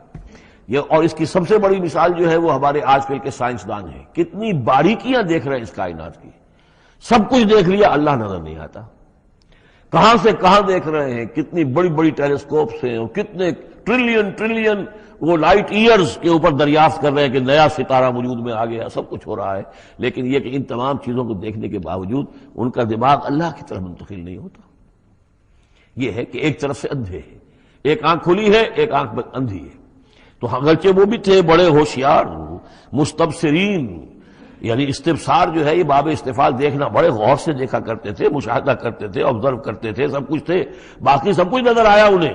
ڈھونڈنے والا ستاروں کی گزرگاہوں کا اپنے افکار کی دنیا میں سفر کر نہ سکا، وہ ساری جو ہے وہ ستاروں کی گزرگاہیں جو ہے ان کی تحقیق ہو رہی ہے، لیکن یہ کہ میں خود کون ہوں، کہاں سے آیا ہوں، کہاں جا رہا ہوں، میری زندگی کا مال کیا ہے، اس کا مقصد کیا ہے، بس پیدا ہونا، کھانا پینا، جانوروں کی طرح رہنا اور ختم ہو جانا۔ Is that all? Is death the end of our existence? کیا موت پر ہمارے وجود کا خاتمہ ہو جائے گا؟ تو کیا زندگی ہوئی، عمر دراز مانگ کے لائے تھے 4 دن، 2 آرزو میں کٹ گئے، 2 انتظار میں، کتنا وقت تو گزر گیا، بچپن کے اندر ابھی فہم ہی نہیں تھا، لڑکپن ہے، اس کے بعد نوجوانی ہے، اس کے کچھ اپنے ہی اور جو ہے اس کی کیفیات ہوتی ہیں۔ جب ذرا ہوش اور شعور آیا ہے، ایک ذرا ہوش میں آنے کے خطا کار ہیں ہم، اور اس کے بعد پھر بڑھاپا آ گیا، اور اس کے بعد جو ہے کہ لا یعلم من بعد علم شیئا، بس یہی زندگی ہے، یہ اشرف المخلوقات ہے، یہ مسجود ملائک کی زندگی یہ ہے؟ نہیں، اصل زندگی تو ہے تو اسے پیمانہ امروز و فردا سے نہ ناپ، جاویداں پہ ہمدماں ہر دم جواں ہے زندگی، وہ زندگی تو ابدی ہے۔ یہ تو اس کا چھوٹا سا حصہ علیحدہ کر کے ایک امتحانی وقفہ بنا دیا ہے، اسے ایک امتحانی وقفہ ہے، 3 گھنٹے کا نہیں، 30 سال کا صحیح، بس اس کے علاوہ کچھ نہیں۔ کوانٹیٹیو فرق ہے، کوالیٹیٹیو نہیں۔ وَقَارُونَ وَفِرْعَوْنَ وَحَامَانَ، اور ہلاک کیا ہم نے قارون کو بھی اور فرعون کو بھی اور حامان کو بھی۔ وَلَقَدْ جَاءَهُم مُوسَىٰ بِالْبَيِّنَاتِ، ان کے پاس موسیٰ آئے تھے واضح تعلیمات لے کر۔ فَاسْتَكْبَرُوا فِي الْأَرْضِ، انہوں نے زمین میں تکبر کیا، وَمَا كَانُوا سَابِقِينَ، لیکن یہ کہ وہ ہماری پکڑ سے بچ کر نکل جانے والے نہیں تھے، ہم سے آگے نہیں نکل سکتے تھے۔ فَكُلًّا أَخَذْنَا بِذَنبِهِ، ہم نے سب کو پکڑا ان کے گناہوں کی پاداش میں۔ فَمِنْهُمْ مَنْ أَرْسَلْنَا عَلَيْهِمْ حَاصِبًا، تو ان میں وہ بھی تھے کہ جن پر ہم نے ایسی زوردار ہوا بھیجی جس میں پتھراؤ تھا، وہ ہوا جو ہے ان پر پتھراؤ کر رہی تھی۔ تو یہ قوم لوط پر بھی ہوا ہے، اور بعض حضرات کے نزدیک قوم عاد پر بھی۔ سخرها عليهم 7 ليال و8 ايام حسوما فترى القوم فيها صرعا، ایک ایسی تیز آندھی آئی ہے، 7 راتیں اور 8 دن چلتی رہی کہ اس نے اٹھا کر پٹخا ہے، اور اس میں وہ کنکر بھی تھے، وہ بلٹس کا کام کر رہے تھے، جو اور سے بڑے پتھر تھے وہ کام کر رہے تھے، میزائلز کا، تو یہ سب کے سب ہلاک ہو گئے۔ فمنهم من ارسلنا علیہ حاصبا ومنهم من اخذته الصیحہ، اور ان میں سے وہ بھی تھے کہ جن کو ایک چنگھاڑ نے آ پڑا، آپ پکڑا، یہ سمود اور اہل مدین تھے۔ وَمِنْهُمْ مَنْ خَسَفْنَا بِهِ الْأَرْضِ، ان میں وہ بھی تھے کہ جنہیں ہم نے زمین میں دھسا دیا۔ یہ قارون کا معاملہ ہے جو سورہ قصص میں آ چکا ہے۔ وَمِنْهُمْ مَنْ أَغْرَقْنَا، اور وہ بھی تھے جنہیں ہم نے غرق کر دیا۔ اور غرق کرنے کے دو طریقے ہوئے، ایک تو یہ کہ جو قوم آباد تھی، قوم نوح جہاں تھی وہی غرق کیا، وہی کا وہی۔ لیکن یہ کہ ایک یہ ہے کہ فرعون کو اور اس کے فوج کو اور لاؤ لشکر کو ان کے محل سے نکال کر، ان کے شہروں سے نکال کر لا کر اور دریا سمندر میں غرق کیا۔ وما كان الله ليظلمهم، لیکن اللہ تعالیٰ ان پر ظلم کرنے والا نہیں تھا، ولكن كانوا انفسهم يظلمون، بلکہ یہ تو وہ خود اپنے اوپر ظلم کر رہے تھے۔ مثل الذين اتخذوا من دون الله اولیاء كمثل العنكبوت، یہ بھی اس حصے کی ان تین رکوعوں کی بڑی اہم آیت ہے، تمثیل ہے۔ مثال ان لوگوں کی کہ جنہوں نے اللہ کے سوا کسی کو اپنا حمایتی بنا رکھا ہے۔ یہ حمایتی غیر مرئی بھی ہو سکتے ہیں، جیسے یہ ہماری دیوی ہے، یہ دیوتا ہے، یہ اس کی کرپا چاہیے، اس کی نظر کرم ہو، یہ ہمارے جو اولیاء اللہ ہیں ذرا ان کی طرف سے اگر کچھ ہمیں فیض پہنچ جائے۔ اور یہ بھی ہوتا ہے دنیا میں بھی، مادی اعتبار سے بھی، اور یہ جو بھی کاز اینڈ ایفیکٹ کا سلسلہ اس کے تحت بھی تو ہم آخر لوگوں کو اپنا دوست سمجھتے ہیں، یہ ہمارے حمایتی ہیں، یہ ہماری مدد کریں گے۔ لیکن واقعہ یہ ہے کہ سوائے ایک اللہ کی دوستی کے باقی ساری دوستیاں جو ہیں وہ مکڑی کے جالے جتنی بس مضبوط ہیں، اس سے زیادہ نہیں ہے۔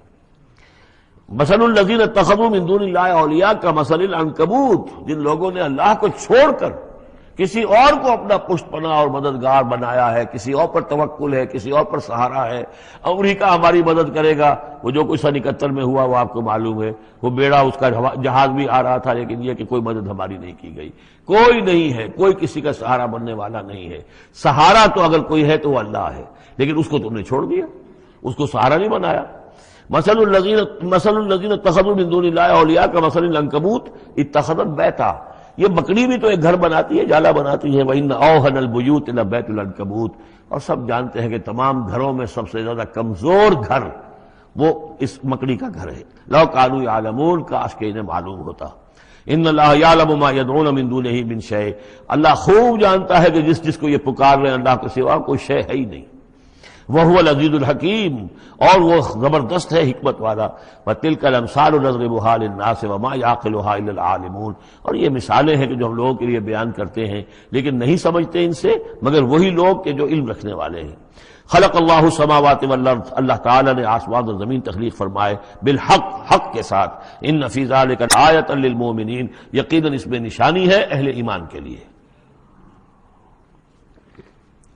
اب یہ جو بقیہ تین رکوع ہیں 21ویں پارے میں آ رہے ہیں، یہ جیسا کہ میں نے عرض کیا اس میں دو لڑیاں ہیں بٹی ہوئی۔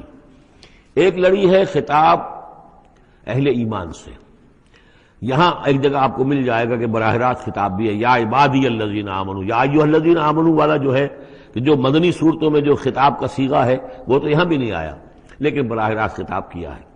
لیکن یہ کہ اگر گنتی کریں گے تو کچھ 10 احکام اور دیے گئے ہیں ان لوگوں کو جو دین کے لیے کسی محنت کے اندر جد و جہد میں، اس کو غالب کرنے کی کسی کوشش میں، اس کی تحریک میں، اس کی دعوت میں لگے ہوئے ہوں، اور اس میں ان کے لیے مصائب ہوں، مشکلات ہوں، تکالیف ہوں، پریشانیاں ہوں، تو ان کے لیے کیا ہدایات ہے۔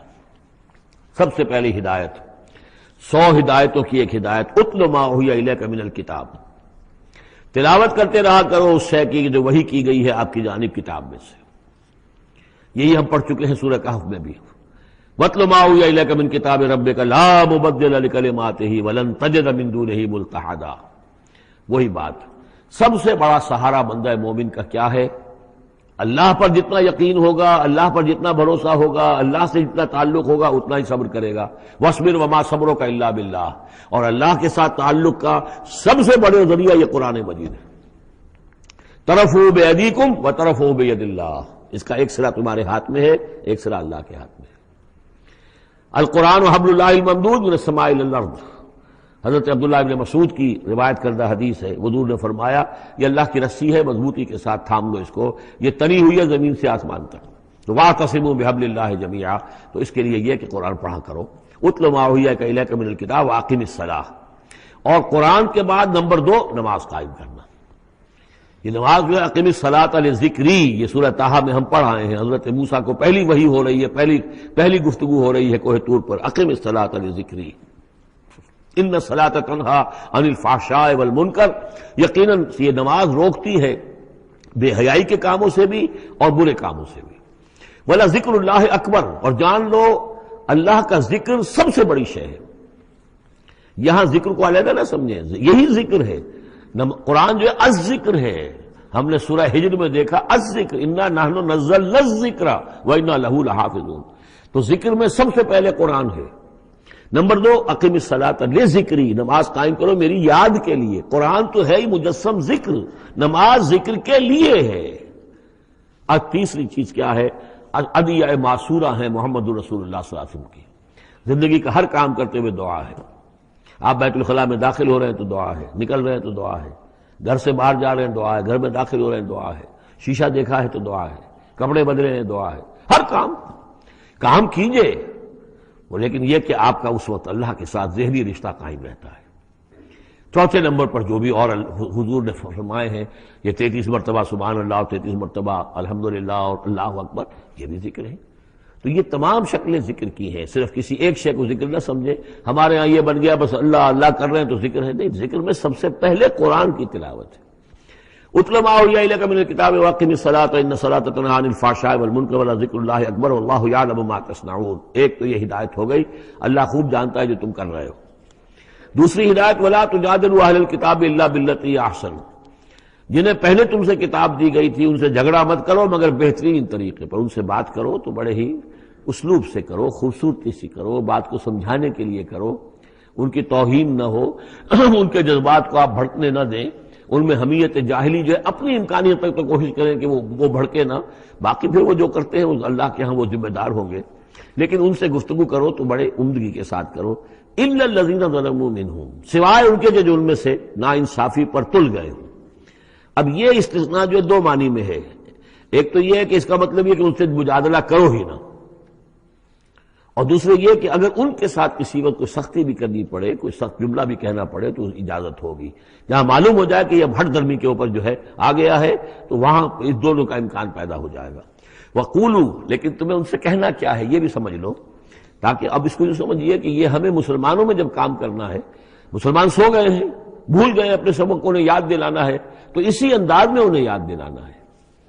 قولوا آمنا بالذی انزل الینا وانزل الیکم، ان سے کہو بھائی ہم تو ایمان رکھتے ہیں اس پر بھی جو تمہاری طرف نازل کیا گیا اور اس پر بھی جو آپ کی طرف نازل کیا گیا۔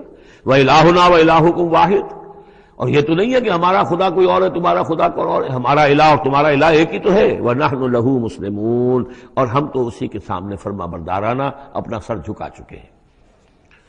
وَكَذَلِكَ أَنزَلْنَا إِلَيْكَ الْكِتَابَ، اے نبی اسی طرح ہم نے آپ کی جانب بھی کتاب نازل کی ہے۔ فَالَّذِينَ آتَيْنَاهُمُ الْكِتَابَ يُؤْمِنُونَ بِهِ، تو وہ لوگ جنہیں ہم نے کتاب دی ہے، یہود اور نصارہ، ان میں بھی وہ لوگ ہیں جو اس پر ایمان لائیں گے یا جو ایمان لا رہے ہیں، جیسا کہ ہم پڑھ چکے ہیں کہ وہ آئے تھے کچھ لوگ جو حبشہ سے ایک وفد کی شکل میں، اور مکے والوں نے انہیں ستایا بھی، استہزاء بھی کیا، لیکن وہ لوگ وہ تھے جو پہلے حضرت عیسیٰ پر ایمان رکھتے تھے، عیسائی تھے، اور اب محمد پر بھی ایمان رکھتے ہیں، تو اللہ تعالیٰ نے ان کو 2 اجر دیا، مرتين۔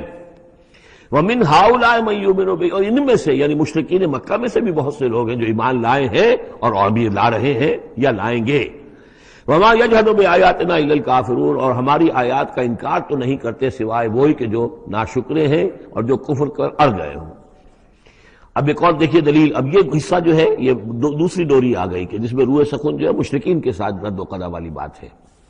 وَمَا كُنْتَ تَتْلُو مِن قَبْلِهِ مِن كِتَابٍ، ارے نبی آپ تو اس سے پہلے، اس قرآن کے آپ پر نازل ہونے سے پہلے آپ کوئی کتاب پڑھتے ہی نہیں تھے، آپ دنیاوی اعتبار سے پڑھے ہوئے آدمی ہیں ہی نہیں، آپ نے تعلیم حاصل کی نہیں، لکھنا پڑھنا سیکھا نہیں۔ وَلَا تَخُطُّهُ بِيَمِينِكَ، نہ ہی آپ اپنے داہنے ہاتھ سے کچھ لکھتے تھے، کوئی کتاب لکھتے تھے، نہ پڑھتے تھے نہ لکھتے تھے۔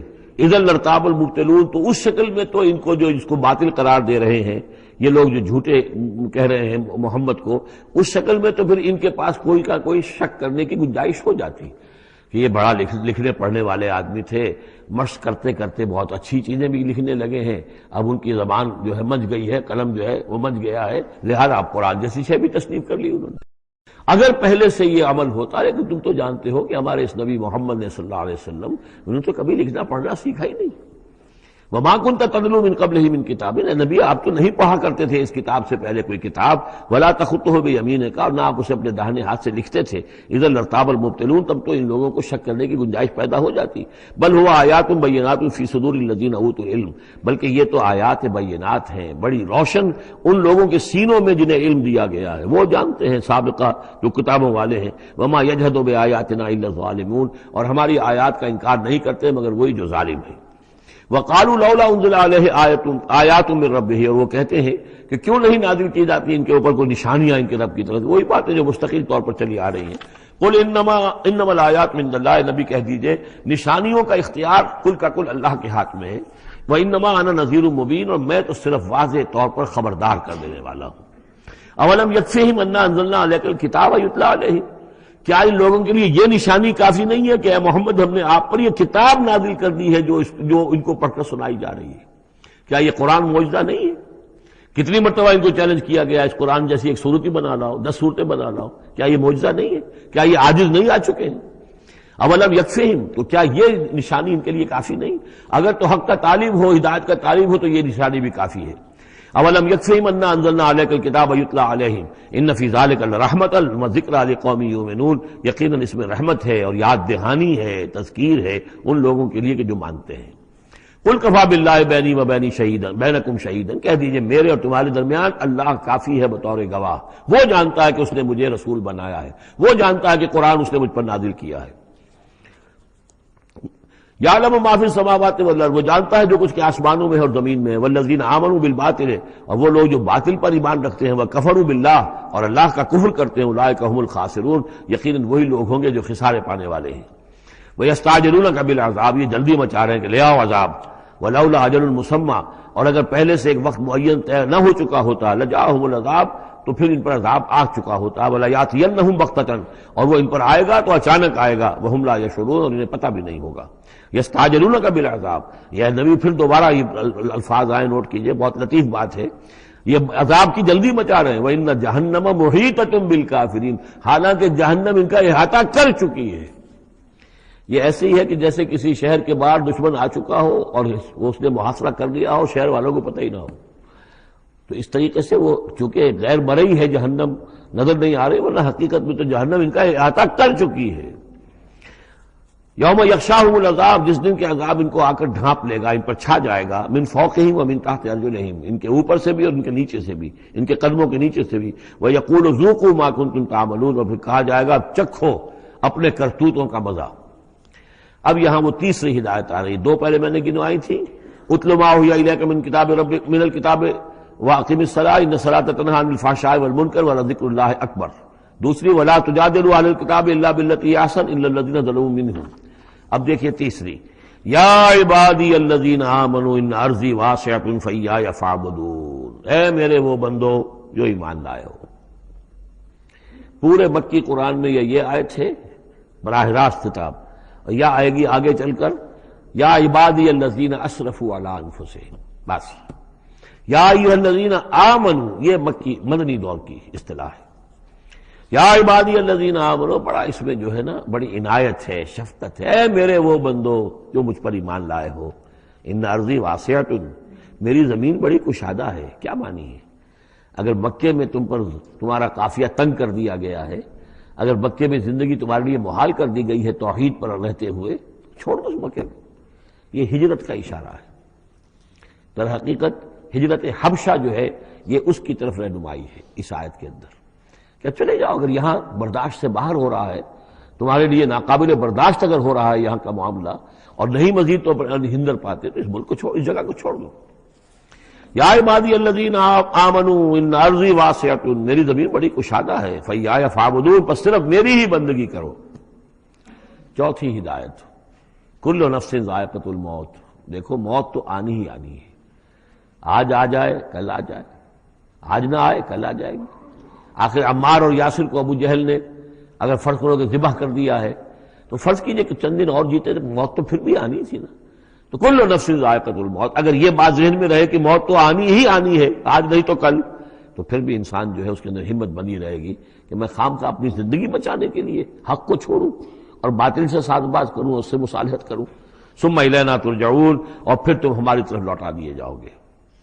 پانچویں بات، والذین آمنوا وعملوا الصالحات لنبوئنہم من الجنۃ غرفا، ہمارے اس وعدے پر پختہ یقین رکھو کہ جو ایمان لائیں گے اور نیک عمل کریں گے ہم لازماً ان کو جگہ دیں گے اس جنت کے بالا خانوں میں، جو سورہ فرقان کے آخری رکوع میں آیا تھا، اولئک یجزون الغرفۃ بما صبروا، انہیں غرفہ بالا خانہ ملے گا۔ تو من الجنت غرفاً، جروں کے بالا خانے ملیں گے جنت کے، تجری من تحت الانہار خالدین فیہا، جس کے نیچے ندیاں بہتی ہوں گی، اس میں وہ ہمیشہ ہمیش رہیں گے۔ نعم اجر العاملین، کیا ہی اچھا ہوگا عمل کرنے والوں کا اجر۔ چھٹی بات، الذین صبروا وعلی ربہم یتوکلون، وہ لوگ کہ جو صبر کریں اور اپنے رب پر توکل کریں۔ صبر کرو اور توکل کرو، دو ہی چیزیں ہیں، جو آئے جھیلو، صبر کرو، برداشت کرو، اور جو کچھ کرنا ہے اس میں توکل اللہ پر ہو، اپنی ذات پر نہیں، اپنی طاقت پر نہیں، اپنی صلاحیت پر نہیں، اپنی ذہانت پر نہیں، اپنی فطانت پر نہیں، اپنی لیاقت پر نہیں، سارا توکل اللہ، نہ مادی اسباب و وسائل پر۔ اگلی ہدایت اور آ رہی ہے، وَكَأَيٍّ مِّن دَابَّةٍ لَّا تَحْمِلُ رِزْقَهَا، یہ بھی نہ سمجھو کہ تمہارا رزق جو ہے کسی کے قبضے میں ہے وہ روک دے گا، اور تمہیں کیا کھاؤ گے کیا پیو گے۔ وَكَأَيٍّ مِّن دَابَّةٍ، تم دیکھتے نہیں کتنے حیوانات ہیں زمین میں، لا تحمل رزقها، کیا وہ اپنا رزق اٹھائے پھرتے ہیں؟ بڑا پیارے الفاظ ہیں انجیل میں، متی کی انجیل میں حضرت مسیح علیہ السلام کا جو پہاڑی کا واعظ ہے، اس میں انہوں نے اپنے شاگردوں سے خطاب کر کے کہا، کیوں فکر کرتے ہو کہ کیا کھاؤ گے کیا پیو گے؟ جنگل کی چڑیوں کو نہیں دیکھتے؟ نہ وہ کاشت کرتی ہیں، نہ ہل چلاتی ہیں، نہ بیج بوتی ہیں، نہ فصل کاٹ کر کہیں رکھتی ہیں، نہ کھٹے بھرتی ہیں، پھر بھی میں تم سے کہتا ہوں کہ وہ خالی پیٹ صبح گھر سے نکلتی ہیں، شام کو آسودہ ہو کر آ جاتی ہیں۔ تو جو رب تمہارا جو رب ان کو چڑیوں کو کھلا رہا ہے وہ تمہیں نہیں کھلائے گا؟ اور کیوں فکر کرتے ہو کہ کیا پہنو گے، لباس کہاں سے ملے گا؟ جنگل کی سوسن کو نہیں دیکھتے کہ جتنا خوبصورت لباس اس کو اللہ نے دیکھ رکھا ہے، یہ جو بھی پودے ہیں اور جو پھول ہیں ان کے، تو سلیمان بھی اپنی ساری شان و شوکت کے باوجود ویسا ملبس نہ تھا، ویسا خوبصورت لباس تو سلیمان کو بھی میسر نہیں تھا جو اللہ نے ان پھولوں کو دے رکھا ہے۔ تو غور کرو، جو وہ زمین کی اس گھاس پھوس کو، ان پودوں کو اس قدر حسین لباس دے رہا ہے، عمدہ لباس دے رہا ہے، جو ابھی ہیں اور کل نہیں ہوں گے، یا یہ کہ کاٹ کر اور وہ چولہوں میں جلا دی جائے گی گھاس، تو کیا وہ تمہیں نہیں پہنائے گا؟ لیکن تم یقین نہیں کرتے۔ توکل اور ایمان، یہ دونوں چیزیں ساتھ ساتھ جائیں گی۔ جتنا اللہ پر ایمان ہے اتنا ہی توکل ہوگا، جتنا ایمان کمزور ہے توکل بھی نہیں ہو سکے گا۔ تو الذین صبروا علی ربہم یتوکلون وکأی من دابۃ لا تحمل رزقها، یہ سارے جو ہیں چوپائے اپنا رزق لیے نہیں پھرتے، اللہ یرزقها وایاکم، اللہ انہیں بھی رزق دیتا ہے تمہیں بھی دے گا، وہو السمیع العلیم، اور یقیناً وہ سب کچھ سننے والا جاننے والا ہے۔ ایسا نہیں کہ اسے معلوم نہ ہو کہ میرا بندہ بھوکا ہے، میرا وفادار، میرا سپاہی، میرے دین کے لیے کام کرنے والا، اسے یہ معلوم نہ ہو کہ اس کو احتیاج ہے، اس کی کوئی ضرورت ہے، وہ نہ معلوم کس کے دل میں ڈالے گا کہ جو اس کے لیے ذریعہ بنا دے گا اس کو، اور اس کی ضرورت پوری ہو جائے گی۔ اب اس کے بعد وہ دوسری کڑی آ گئی کہ جس میں پھر اب وہ مشرکین مکہ سے، وَلَئِن سَأَلْتَهُم مَّنْ خَلَقَ السَّمَاوَاتِ وَالْأَرْضَ وَسَخَّرَ الشَّمْسَ وَالْقَمَرَ، اور ان سے آپ پوچھیں گے کس نے پیدا کیا آسمان اور زمین اور کس نے مسخر کیا سورج اور چاند کو، لَيَقُولُنَّ اللَّهُ، وہ کہیں گے اللہ نے، فَأَنَّىٰ يُؤْفَكُونَ، پھر کہاں سے یہ لوٹا دیے جاتے ہیں۔ اللہ یبسط الرزق لمن یشاء من عباده ویقدر له، یہ اللہ ہی ہے کہ جو اپنے بندوں میں سے جس کے لیے چاہتا ہے رزق کو کشادہ کر دیتا ہے، اور جس کے لیے چاہتا ہے ماپ تول کر دیتا ہے، کم کر دیتا ہے۔ ان اللہ بکل شیء علیم، یقیناً اللہ تعالیٰ ہر چیز پر ہر چیز کا علم رکھتا ہے۔ وَلَئِن سَأَلْتَهُم مَّن نَّزَّلَ مِنَ السَّمَاءِ مَاءً فَأَحْيَا بِهِ الْأَرْضَ مِن بَعْدِ مَوْتِهَا، اور اگر آپ ان سے پوچھیں گے کس نے برسایا آسمان سے پانی اور زندہ کیا زمین کو اس کے مردہ ہو جانے کے بعد، لَيَقُولُنَّ اللَّهُ، وہ کہیں گے فوراً اللہ نے کیا۔ قُلِ الْحَمْدُ لِلَّهِ، کہو پھر کل حمد کل شکر بھی اللہ ہی کے لیے ہے، بل اکثرہم لا یعقلون، لیکن یہ لوگ ان کی اکثریت عقل سے کام نہیں لیتی۔ اب اگلی اور ہدایت آ رہی اہل ایمان کے لیے، وما هذه الحیاۃ الدنیا الا لہو ولعب وان الدار الآخرۃ لہی الحیوان لو کانوا یعلمون۔ دیکھو مسلمانوں، یہ دنیا کی زندگی تو کھیل کود کے سوا کچھ نہیں، کھیل ہے، کچھ جی کا بہلا لینا ہے، یہ ڈرامہ ہے جو ہو رہا ہے۔ یہاں بادشاہ ہوتا ہے کچھ عرصے کے لیے، بادشاہ جیسے ڈرامے میں بادشاہ ہوتا ہے، لیکن جب مرے گا تو کیا وہ بادشاہت کہاں رہ جائے گی؟ ایسے ہی ڈرامے سے نکل آئے گا، لباس اتار دے گا تو ایک ایکٹر کا ایکٹر ہے، چاہے وہ فقیر تھا پہلے اس ڈرامے کے اندر، اور دوسرا ایکٹر جو ہے بادشاہ تھا، باہر نکل کر 3 گھنٹے کے بعد دونوں کے دونوں ایک جیسے ہیں، اور نہ وہ بادشاہ ہے نہ وہ فقیر ہے۔ یہ ہے عارضی سا ہے۔ لیکن یہ کہ ان الدار الآخرۃ لہی الحیوان، یقیناً آخرت کا گھر وہ ہے اصل زندگی، زندگی وہ ہے۔ لو کانوا یعلمون، کاش کہ ہمیں معلوم ہوتا، لو کنا نعلم، کاش کہ ہمیں معلوم ہوتا۔ یہ بھی نوٹ کر لیجیے، آخرت کو صرف مان لینا کہ ہاں آخرت ہے، بعد سے بعد الموت ہے، یہ کافی نہیں ہے۔ یہ معلوم ہو کہ اصل زندگی وہی ہے۔ میں نے جو اس کی تشبیہ جو ہے بیان کی ہے بعض مواقع پر، کہ ایک کتاب ہوتی ہے، ایک اس کا دیباچہ بھی ہوتا ہے، اس کا کوئی ضمیمہ بھی ہوتا ہے، چھوٹا سا ضمیمہ۔ ہمارا جو تصور ہے وہ یہ کہ اصل کتاب زندگی تو یہ دنیا کی زندگی ہے، ہاں ایک ضمیمہ اب لگا ہوا ہے آخرت کا، اس کی اہمیت ہمارے نزدیک اتنی ہے۔ ضمیمہ ہے بس، دنیا کی زندگی اصل زندگی ہے۔ ہونا کیا چاہیے کہ یہ دنیا کی زندگی تو دیباچہ ہے، اصل کتاب جو ہے وہ آخرت کی زندگی ہے۔ یہ ریشو پروپورشن کم سے کم، حالانکہ ویسے تو فائنائٹ اور انفائنائٹ کے درمیان کوئی ریشو پروپورشن ہو ہی نہیں سکتی، ایک لامحدود زندگی اور ایک محدود زندگی، کیا اس میں ریشو پروپورشن ہوگی؟ لیکن یہ کہ پھر بھی اگر کوئی کرنی ہے تو دیباچہ اور کتاب زندگی اصل موت کے بعد کھلے گی، یہ دیباچہ ہے، یہ مقدمہ ہے۔ ہم نے کیا سمجھا ہے اصل زندگی، کتاب زندگی یہ ہے، ہاں ایک ضمیمہ بھی اس کے ساتھ ہے جس کا نام آخرت ہے۔ فَإِذَا رَكِبُوا فِي الْفُلْكِ، پھر انہی مشرکین سے پھر خطاب ہو رہا ہے، اور یہ مضمون کئی بار آ چکا ہے۔ جب یہ سوار ہوتے ہیں کشتی میں، دعوا اللہ مخلصین لہ الدین، تو پھر یہ اللہ ہی کو پکارتے ہیں، اس کے لیے اپنی اطاعت کو خالص کرتے ہوئے۔ فلما نجاہم الی البر، اور جب اللہ تعالیٰ انہیں نجات دے دیتا ہے خشکی کی طرف، اذا ہم یشرکون، تو پھر یہ شرک کرنا شروع کر دیتے ہیں۔